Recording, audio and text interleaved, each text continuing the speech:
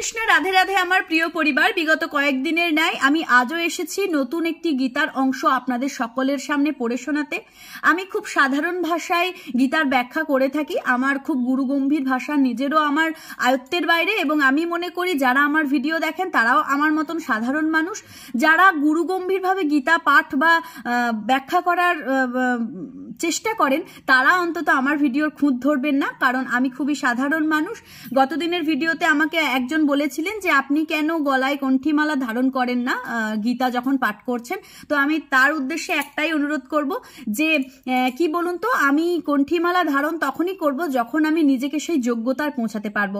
আমার মধ্যে এখনো অনেক খুঁত বা বিচ্যুতি রয়েছে, যেগুলোর জন্য আমি মনে করি না যে শুধুমাত্র কণ্ঠিমালা ধারণ করলেই একজন ধার্মিক হওয়া যায়। আমি আগে নিজেকে আত্মশুদ্ধিকরণ করতে চাই, নিজেকে সমস্ত দিক দিয়ে যোগ্য করতে চাই, যোগ্যতা মানে পরিপূরণ করতে চাই, তারপরে তো কণ্ঠিমালা সবকিছু রয়েছেই। আর ভগবান তো সবসময়, আমি মনে করি ভগবান তো সবসময় সাথে সাথেই রয়েছেন। উনি যেভাবে চালাচ্ছেন আমি সেভাবেই চলছি। উনি যতদিন মনে করবেন যে হ্যাঁ আমার এগুলো এবার করা প্রয়োজন আছে, উনি আমাকে ঠিক রাস্তা দেখাবেন, তো মার্জনা করে নেবেন। আমি আমার মতন সাধারণ একজন ঘরের মানুষ যেভাবে গীতা পাঠ করে বা করা উচিত, আমি সেই হিসেবেই আপনাদের সকলের সামনে গীতাটাকে পাঠ করে তুলে ধরার চেষ্টা করি, যাতে আর পাঁচটা সাধারণ মানুষও সাহস করেন যে গীতা নিয়ে একটু বসবো।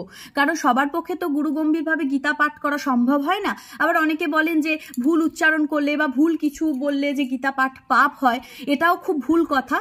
ভুল না করলে মানুষ শেখে না। ভুল করবেন, শিখবেন। আমারও অনেক ভুল হয়, ওই জন্য আমি গীতার ভিডিওগুলো আনকাট দিয়ে দিই যে আমি কত ভুল করি, আপনারা এই ভিডিওর মাধ্যমেই দেখতে পাবেন। তো আজকে যে অংশটি আমি পাঠ করব সেই অংশটি আমি আপনাদের সকলের সামনে তুলে ধরছি।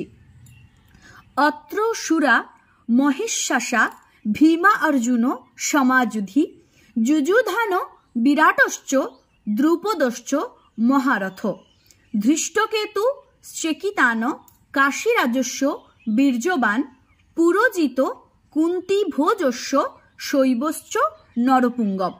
পুরোজিত কুন্তি ভোজশ্চ শৈবশ্চ নরপুঙ্গব যুধামনুশ্চ বিক্রান্ত উত্তমৌজাশ্চ বীর্যবান সৌভদ্র দ্রৌপদেয়াশ্চ সর্ব এব মহারথ।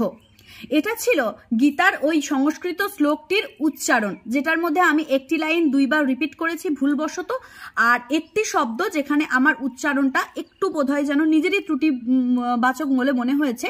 তো আমি পরবর্তীকালে সেটাকে আরও একবার উচ্চারণ করে সঠিক করে নেওয়ার চেষ্টা করব। তো এবারে আসি সেই সংস্কৃত শ্লোকটার ব্যাখ্যাতে।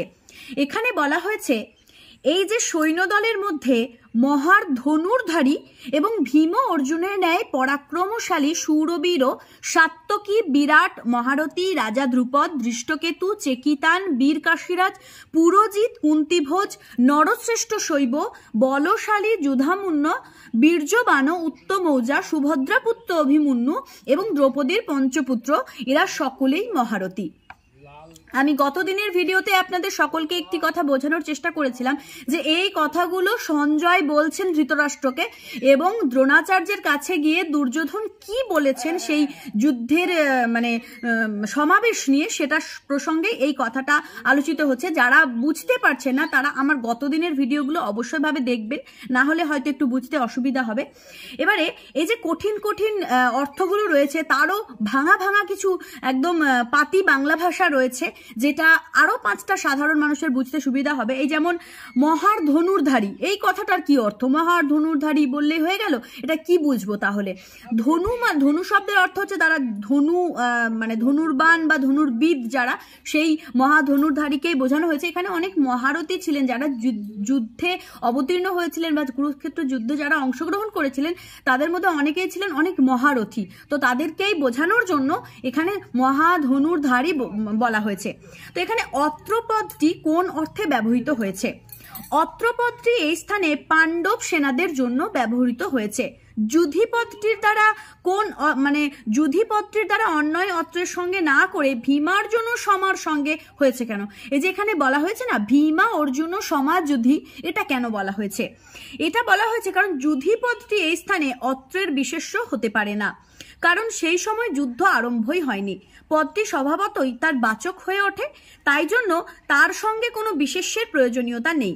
ভীমা অর্জুন ও সমাহ এর সঙ্গে যুধি পদটির অন্বয় করে দেখানো হয়েছে যে এই স্থানে যেসব মহারথীর নাম উল্লেখ করা হয়েছে তারা ভীম ও অর্জুনেরই ন্যায় পরাক্রমশালী। মানে অনেক মানুষ থাকে না যে একটা মানুষ আর একটা মানুষের মতন যুদ্ধ করতে পারে বা অনেক কিছু তার মধ্যে শক্তি রয়েছে, তো কোনো মানুষের সঙ্গে যখন কোনো মানুষের তুলনা করা হয় তখন সেই মানুষটার সঙ্গে সেই মানুষটার অন্য মানুষটার নাম জুড়ে দেওয়া হয়। একইভাবে এখানে ভীম আর অর্জুনের মতন বাকি যে মহারথীরা ছিলেন তাদের প্রত্যেককেই তুলনা করা হয়েছে এবং সেই তুলনা করার জন্য এখানে ভীমা অর্জুন সমাহ এই পদটি সঙ্গে যুধি পদটি যুক্ত করা হয়েছে। যুযুধান ও বিরাট ও দ্রুপদ দৃষ্টকেতু চেকিতান কাশীরাজ পুরোজিত কুন্তিভোজ শৈব যুধামন্য ও উত্তম অজা এরা সব কে কে? এখানে অনেকেই আপনারা বুঝতে পেরেছেন যে এরা কারা কারা ছিলেন, আবার অনেকেই বুঝতে পারছেন না, যে বিভিন্ন নামগুলো বড্ড মানে অচেনা অচেনা লাগছে।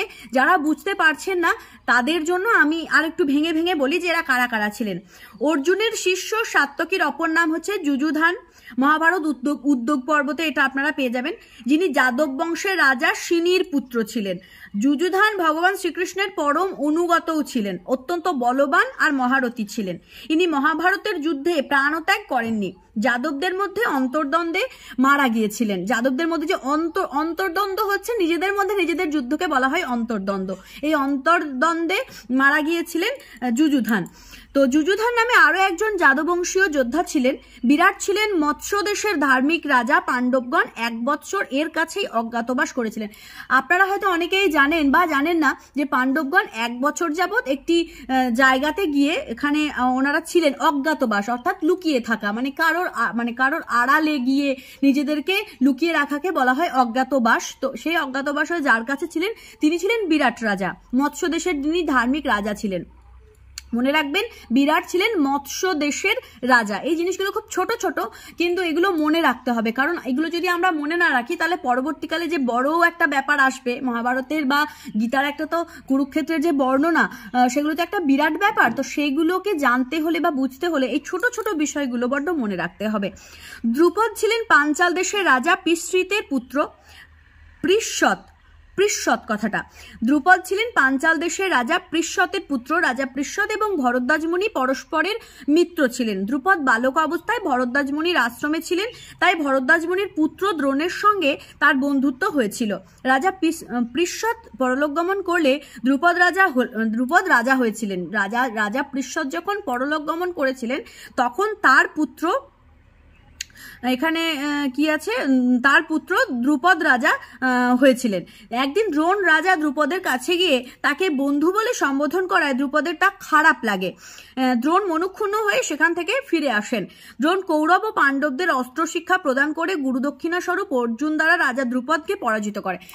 গতদিনের আমার ভিডিওতে আমি এক জায়গায় বলেছিলাম যে দুর্যোধন দ্রোণাচার্যকে বলছেন যে দ্রুপদ রাজা আপনার সঙ্গে অতীতে খারাপ ব্যবহার করেছে, আর আপনি তাকে মানে তার সঙ্গে যুদ্ধে সহযোগিতা করা বা এই যে বিষয়গুলো করছেন এগুলো কি ঠিক করছেন? যে দ্রুপদ রাজা আপনাকে অতীতে অপমান করছে, সেই অতীতের অপমানটা হচ্ছে এইটা। কি ছিল?